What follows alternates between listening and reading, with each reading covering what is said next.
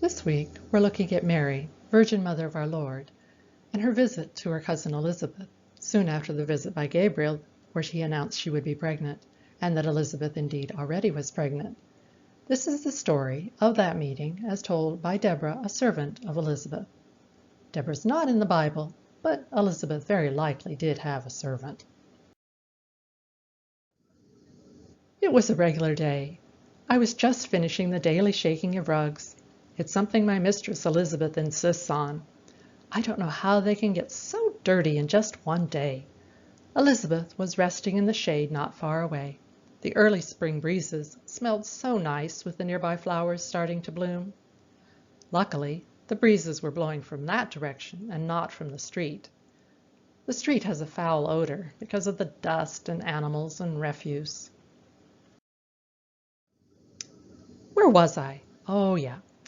There was a noise at the gate to the street. I looked that way. A couple of men with loaded donkeys had stopped.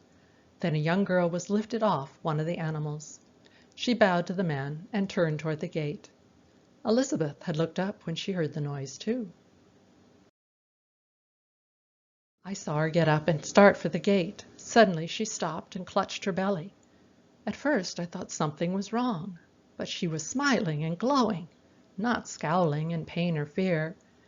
The visitor opened the gate and stepped inside. "Cousin Elizabeth, it is true, you are pregnant." I frowned. Of course my mistress was pregnant. It was the talk of the town. Everyone talked about how my master Zachariah was serving at the temple and came home unable to speak. Everyone assumed he had seen a vision or something. Then Elizabeth was miraculously with child, even though she was old and her cycles had ended. I know about that because I took care of those things. Mary! It was a cry of joy and almost adoration.